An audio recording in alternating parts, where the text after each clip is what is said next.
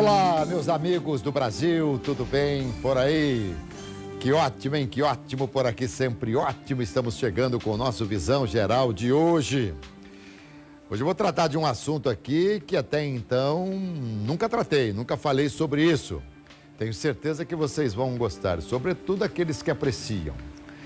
Eu vou falar aqui com Tabarani Gustavo de Faria, ou simplesmente professor Taba, como ele é conhecido, ele é enófilo. Nossa, o que é isso, enófilo? Pois é, a gente vai explicar tudo agora. Professor, primeiro, um prazer enorme recebê-lo aqui. Seja muito bem-vindo. Um prazer. Temos um amigo em comum, que é o querido Carlão Dentista, né? Exatamente. O Carlão falou, você vai adorar entrevistá-lo, porque poucas pessoas no Brasil conhecem tão bem o vinho quanto o professor Taba. Bondade dos amigos. Mas é interessante, vinho é um negócio muito legal, né? Aliás, o vinho... Quantos anos tem o vinho, hein? Há registros de vinhos que datam de 7.000 anos. 7.000 anos. Uma garrafa de 7.000 anos deve ser uma bela garrafa, né? Garrafa, sim, o líquido não se pode dizer mais. Aliás, nem era uma garrafa. A gente fala tanto do tempo da bebida, o envelhecimento e tal. Ela tem a bebida tem um deadline, ela tem um momento em que, ó, daqui para frente não serve mais? Existe isso, não? Tem, Alberto, tem. Popularmente, disse que o vinho tem que envelhecer.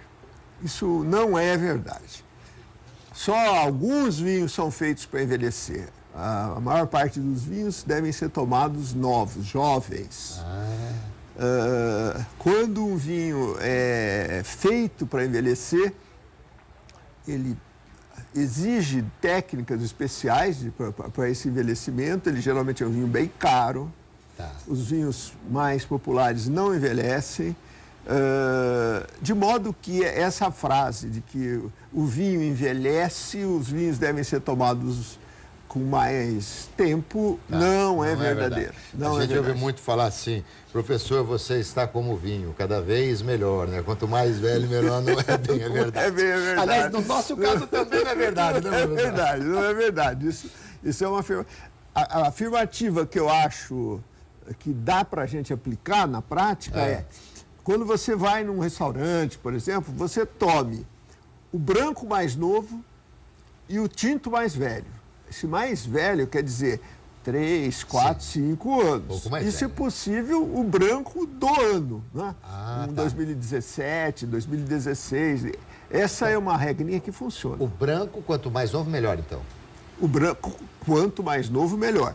Apesar de existirem raros vinhos brancos que envelhecem muito bem. Tornam-se vinhos deliciosos. Muito bem, já deu para perceber como é que vai ser a conversa aqui, né, com o professor Taba. Vamos lá. O professor Taba é formado em engenharia pela Escola Superior de Engenharia de São Carlos, pela USP, né? USP. Trabalhou por mais de 50 anos na área da educação, boa parte como professor em colégios. MacPoly, eu fiz MacPoly, cursinho MacPoly eu fiz, olha aí. E Ângulo, aqui de Campinas, é palestrante, autor de vários textos sobre vinhos e sua harmonização com alimentos e é ex-dono de televisão também, né, professor? Isso, exatamente. Muito bem, a TVAC. TVAC, que você conheceu, Eu né? conheci e que quando a TVAC estava no ar, eu achava que era uma homenagem para mim, porque é Alberto César, vai ter Alberto César, mas não tinha nada a ver com Era isso. Ângulo Campinas. Era Ângulo Campinas. Muito bem. Bom, professor, nossa, não sei nem por onde começar. Primeiro, o vinho é bom para a saúde? O vinho é ótimo para a saúde. O que não se pode, o vinho é uma bebida alcoólica. Tá? Normalmente os vinhos têm aí por volta de 12 graus alcoólicos. O que é mais do que a cerveja, por exemplo, né? Muito menos do que o uísque, do que aguardente. O que não se pode para o vinho e para qualquer bebida alcoólica é abusar na quantidade Sem de dúvida, vinho. tem que ter moderação. Tem que haver moderação. No caso do vinho, vamos dizer assim, o recomendado é que você tome uma taça de vinho por dia, Tá, todos os dias. principalmente de vinhos tintos. Isso que eu ia perguntar, vinho tinto. Vinhos tintos, que principalmente. Tem mesmo vinho tinto? O vinho tinto, ele tem uma substância chamada, da família dos fenóis, não interessaria muito isso, ele tem uma substância chamada resveratrol. Resveratrol. Resveratrol. O resveratrol é um excelente antioxidante, ou seja, ele vai fazer com que você seja mais longevo, porque na uva ele tem essa função, é que a uva não estrague. Ele está principalmente concentrado na casca da uva e na semente da uva. Mas e o suco de uva, tem essa substância? Tem também, tem também. Muito tem. Bom, quando nós preparamos a entrevista aqui, quando nós falamos, vamos trazer o professor Taba aqui, muitas pessoas falam, olha, vinho é uma coisa assim, eu adoro, mas eu não entendo. Então vamos classificar aqui, o que é enólogo, o que é enófilo, o que é sommelier? Perfeito. Vejam bem, vamos começar o processo, né? Você tem que plantar a uva, né? Supostamente. Aí isso é uma agricultura. Exatamente. E quem vai cuidar, então, de cultivar a parreira, né? É o engenheiro agrônomo, que ele pode ser ou não um viticultor, né? Um indivíduo que é proprietário de uma determinada área ou trabalha aquela área. Muito bem. Até o ponto em que as uvas estão prontas para serem colhidas, você tem basicamente o trabalho, então, do viticultor e do agrônomo. A hora que as uvas estão prontas, em que você vai fazer o vinho, então você entra a função do enólogo. Evidentemente, essas coisas não são estanques, né? Existem muitos engenheiros agrônomos, por exemplo, que são enólogos. Não é?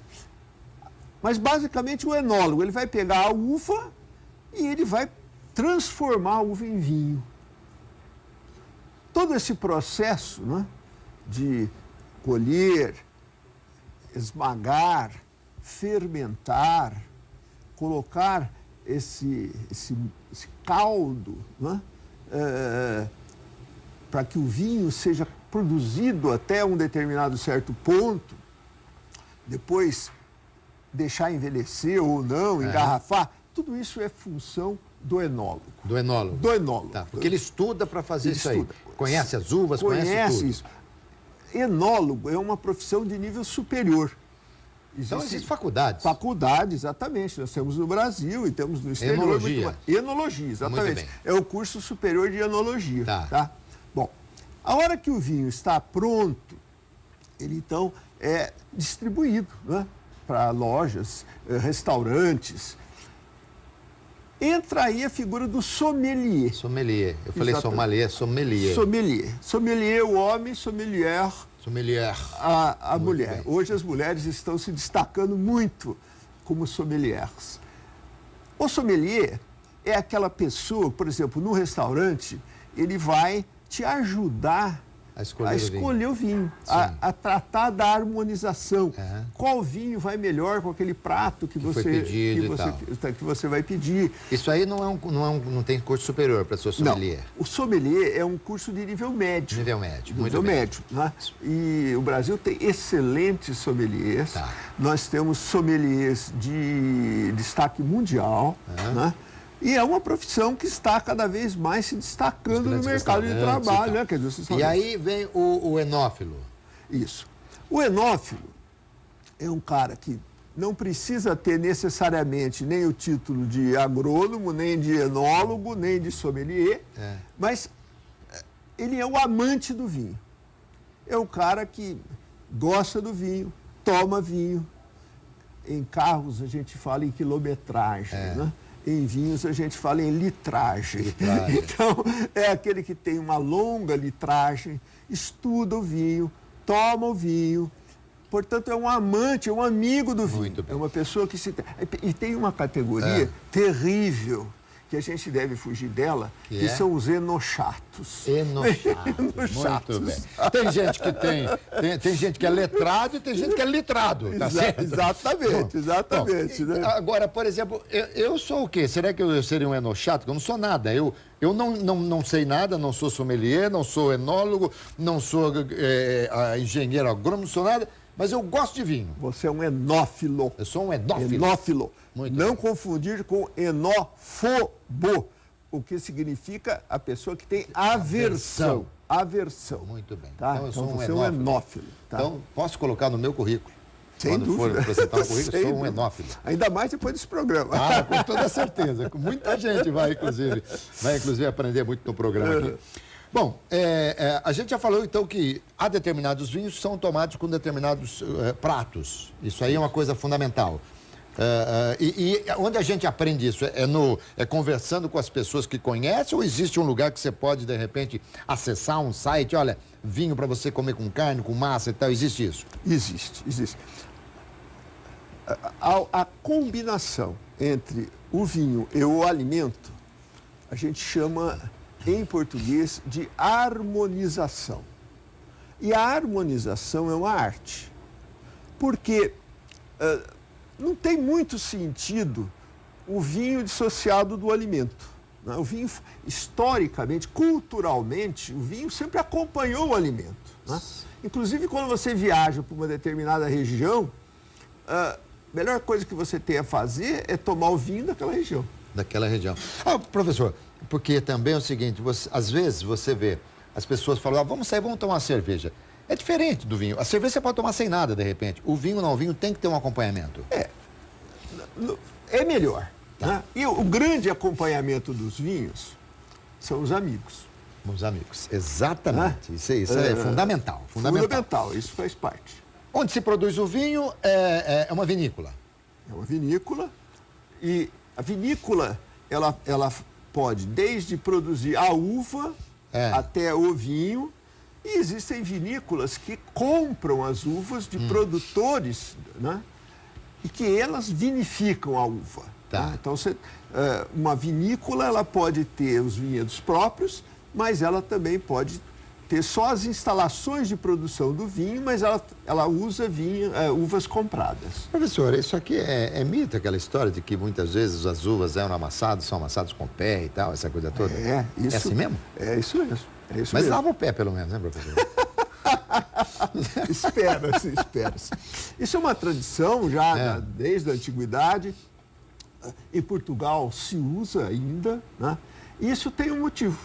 Não sei. Porque, veja, se você esmagar as uvas com excessiva violência, você vai tirar das sementes e da casca da uva sabores não desagradáveis, desnecessários. E com os pés, você tem uma delicadeza maior para você amassar as uvas. Inclusive, esses locais aonde a uva é amassada com os pés, eles têm um fundo ondulado para que você não faça uma pressão muito grande, uma pressão direta. Então, isso ainda se usa. E quem amassa com os pés tem que ter um controle alimentar para não ficar muito forte, para não estragar o peso. Não precisa ter só delicadeza nos pés, no pisar. Né? E, professor, de uma maneira geral, o vinho é uma bebida cara?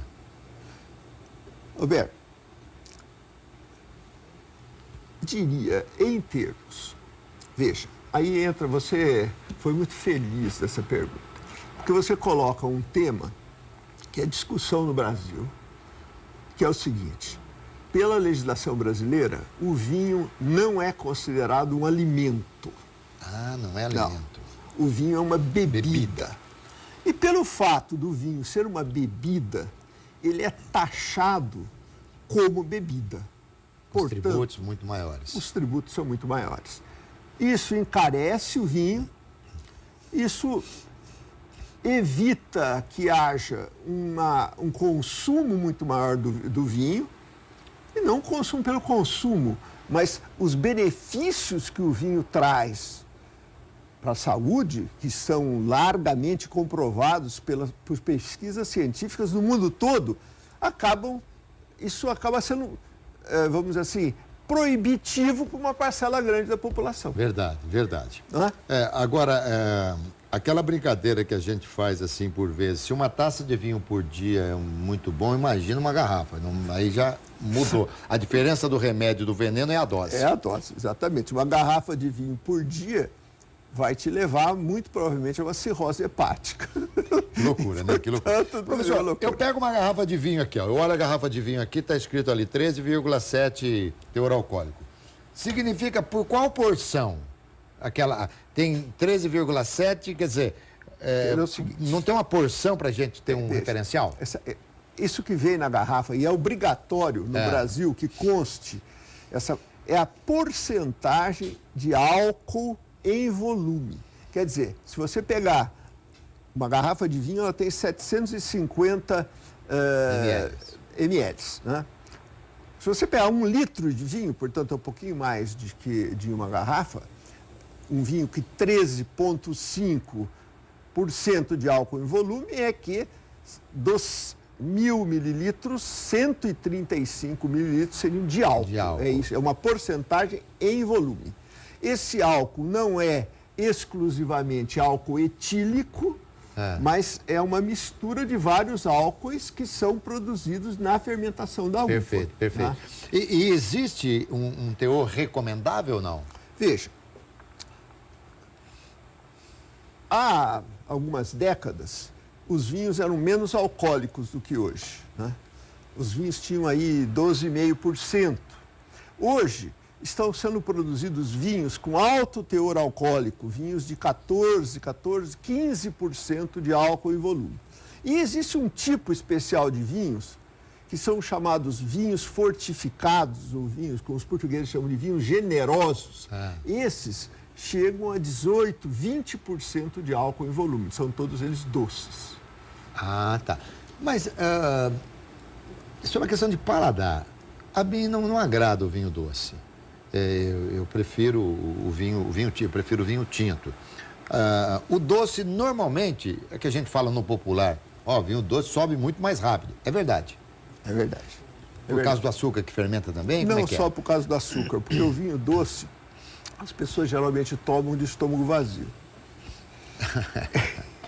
Esse é o problema. Então, por exemplo, você está numa recepção, né?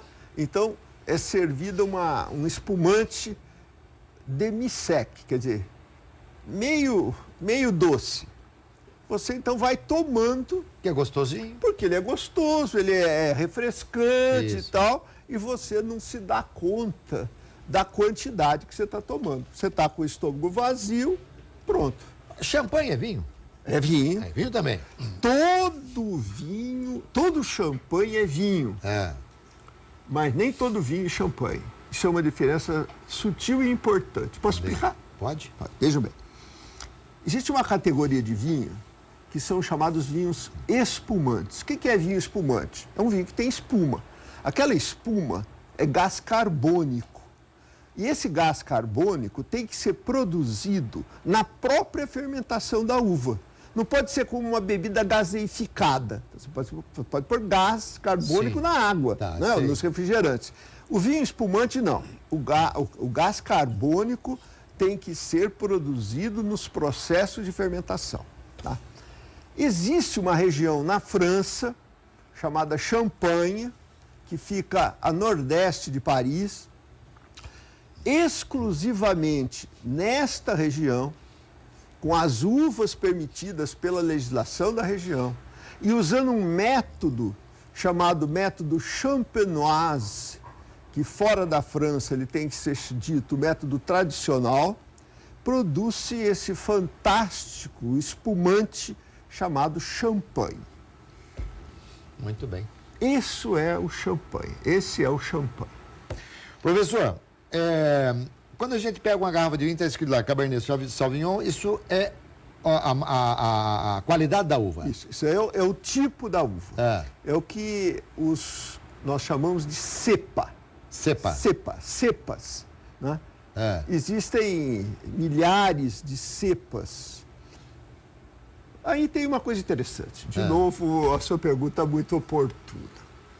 Existem uvas para fazer vinho e existem uvas para você comer como fruta, tá?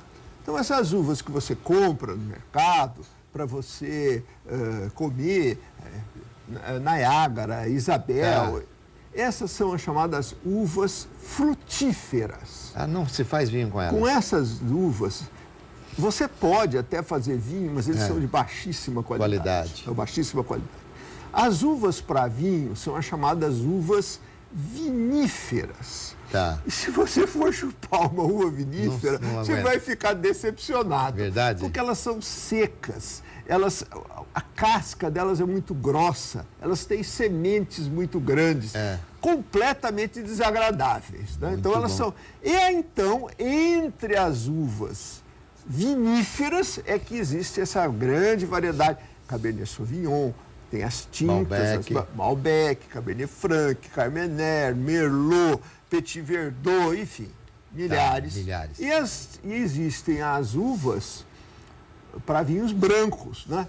A mais célebre é a Chardonnay. Você tem a Sauvignon Blanc, você tem Sauvignon, Semillon, Chenin Blanc e toda uma Riesling, que são todas as inúmeras categorias, cepas para uva, para vinhos brancos. Deixa eu avisar para quem ligou a televisão agora que a televisão é no Brasil, hein? O professor começou a gastar aqui o francês, o inglês e tal. Nós estamos no Brasil aqui, Rede Família de Televisão. Quem são os maiores, quais os países que mais produzem e melhor produzem os vinhos? Os 3 maiores produtores de vinho no mundo são Itália e França se revezando. Ano Itália, ano França. E em seguida Espanha. Espanha. Esses são os 3 grandes produtores de vinhos no mundo. Os tintos, os secos, os doces, tudo. Secos. Agora, esses países formam o que a gente chama de velho mundo. Não só eles, mas Portugal, Alemanha, são países do velho mundo. E, evidentemente, existe o novo mundo. E no novo mundo, nós temos vinhos, Canadá, Estados Unidos, México, Peru, Chile, Argentina, Uruguai, Brasil, África do Sul, Nova Zelândia, Austrália, enfim, pelo mundo se produzem vinhos. O professor tem preferência por quais vinhos, assim, de que países? Olha, eu sou bem eclético. Eu não tenho, assim, um determinado vinho que eu goste mais. Tá. Eu acho que depende muito da ocasião, né? Há vinhos mais para o frio, vinhos assim, um pouco mais, depende de meia estação também? Roberto, olha, aqui, em outros países tomam-se vinhos o ano todo, tá? Aqui no Brasil, principalmente pelo volume na mídia de propaganda das cervejas, criou-se esse mito de que a cerveja refresca, a cerveja é refrescante, então você tem que tomar cerveja e o vinho ficaria confinado para o inverno. Não é verdade. Não é verdade. Não é verdade. O professor, tem muitos amigos do professor que... professor, estou te ligando para saber o seguinte, esse vinho, tem muita gente que liga para o professor para saber? Então, coloque mais um aí na sua lista, que de hoje em diante, você vai ter o Alberto sempre te ligando. Eu tenho um grupo de WhatsApp com um número imenso de pessoas, até o limite que eles permitem, né? E essas perguntas são frequentes, são dezenas por dia, de modo que podem ficar completamente... O valor da garrafa não significa qualidade. Às vezes um vinho até mais barato tem uma qualidade melhor e tal. Sim, claro. Bom, vamos começar pelo óbvio. Se um vinho caro não for bom, você está sendo enganado. Sim. Né? Agora, você pode tomar excelentes vinhos aí na faixa de a partir de R$30 a garrafa. Dá para tomar vinhos muito bons e esses são chamados vinhos do dia a dia. Você fala R$30 no supermercado? No supermercado. Nas cartas de vinho. Nos restaurantes, muito justamente, há um acréscimo de preço, porque o restaurante tem que gelar aquele vinho, ele tem que ter as taças, a adega, então há um investimento. Então, posso dar uma dica? Claro. Se você gosta de vinhos tintos e você vai num restaurante e você está perdido, não existe naquele restaurante um sommelier. Se houver o sommelier, fale com ele. Tá. Ele vai te ajudar. Um bom sommelier não vai te empurrar o vinho mais caro. O bom sommelier, ele tem interesse em que você tenha a melhor experiência possível, que o prato que você vai escolher harmonize com o melhor vinho. Uhum. Mas se não tem o sommelier, escolha um Cabernet Sauvignon chileno.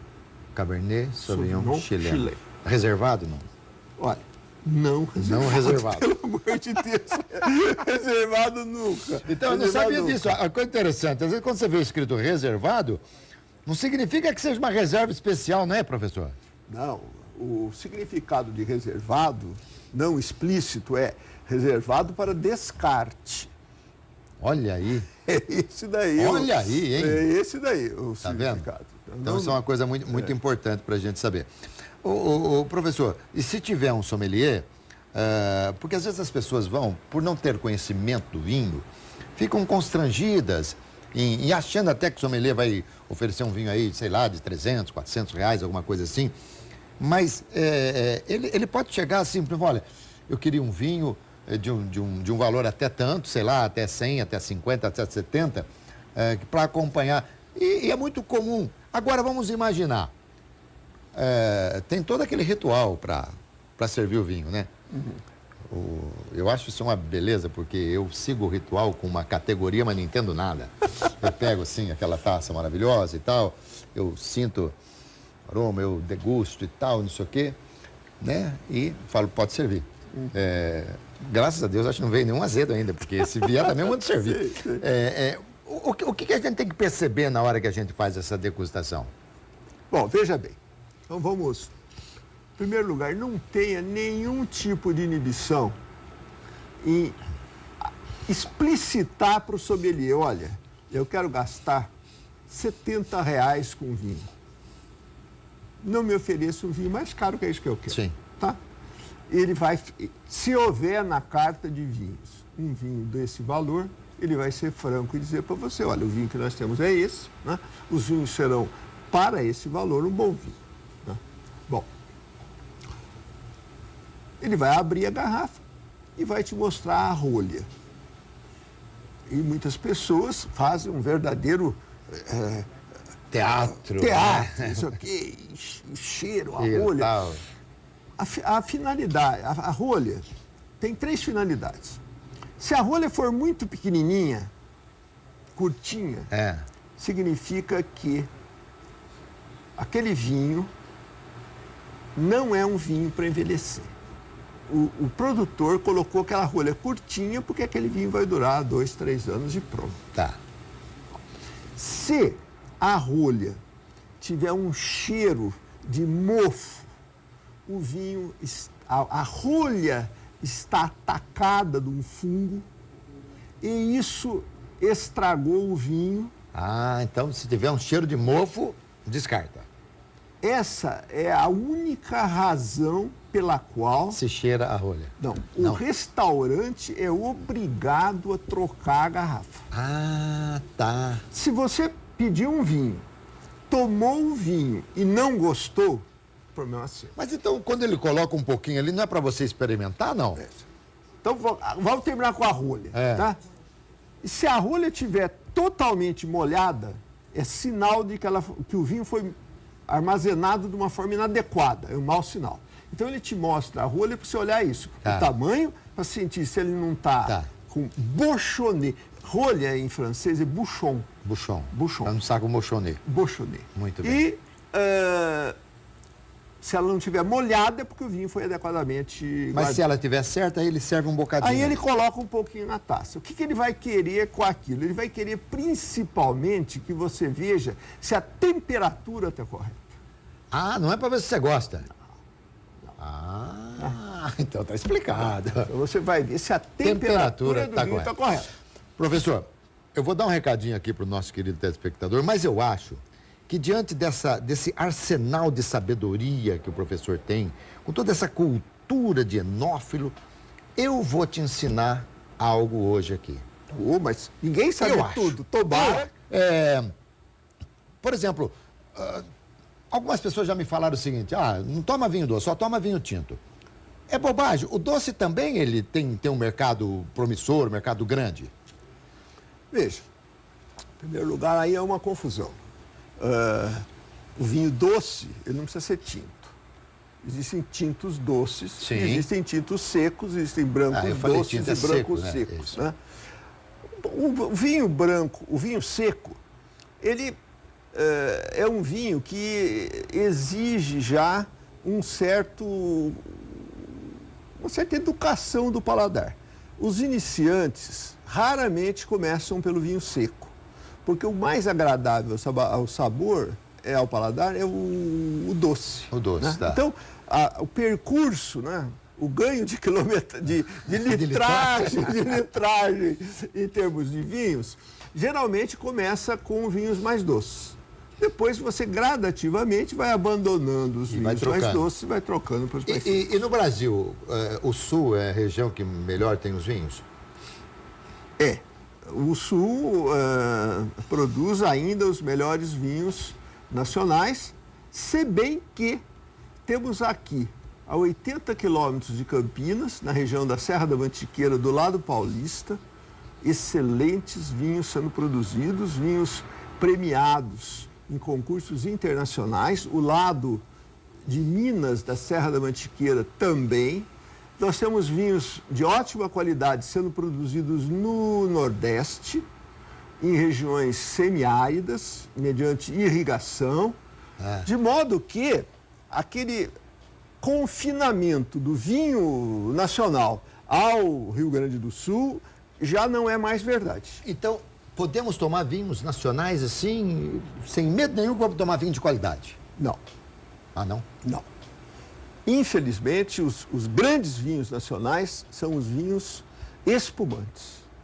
Os nossos espumantes têm qualidade internacional, competem no mercado internacional. O que nos falta é capacidade de investimento em marketing para tornar os nossos espumantes conhecidos mundialmente. Que legal. Professor, eu vou lhe fazer uma pergunta, hein? Agora, eu vou pagar um mico danado aqui na televisão ao vivo, hein? O professor sabe por que se faz tintim na taça? Não, não sei. Não sabe? Não sei. Nossa, que delícia, eu vou ensinar o professor aqui, que maravilha. Professor, segundo os enófilos, enólogos, sommeliers e produtores de vinhos, o vinho é uma bebida tão nobre, tão sublime, que ela não pode passar despercebida a nenhum dos nossos sentidos. Então, quando o garçom chega, coloca o vinho, você está olhando, você tem a visão. Aí você pega a taça, você dá aquela mexidinha, você tem o tato. Aí você tem o olfato, que você cheira. Aí você prova, você tem a degustação. Estava faltando a audição. Então, tintim. Gostou, professor? Gostei muito, vivendo e aprendendo. Só tenho uma sugestão. Não faça isso no Japão.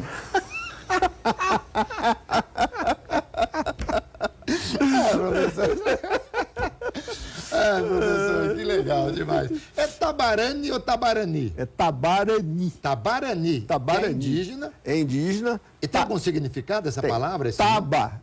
É Taba é a casa, não é? Não, é a aldeia. Aldeia. A casa é a oca. Isso. A Taba é a aldeia e Irani quer dizer paz, felicidade. Então, Tabarani é uma aldeia que está em paz. Olha que legal, olha que legal. E, professor, alguns amigos do professor Taba se arriscam a dar um presente assim para o professor, uma garrafa de vinho, não? Eu não daria jamais. Não, sim, eu gosto muito desses presentes.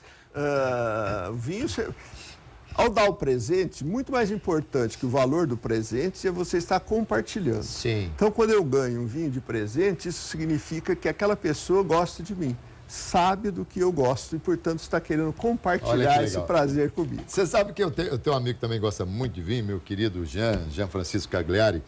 E às vezes, ao dar um vinho para ele, eu posso falar para ele, olha, não sei se você gosta, mas como eu gosto e nós vamos tomar juntos, o vinho já está dado. Exatamente. Tá certo? Porque, não sei, o vinho, eu acho que algumas coisas, né, e o vinho se enquadra nessas coisas, algumas coisas a gente precisa de companhia, né? Você chegar sozinho, por uma taça de vinho tomar, tudo bem, mas se você vai fazer alguma coisa com uma companhia, conversando, desce muito mais gostoso, tem um sabor diferente, né, professor?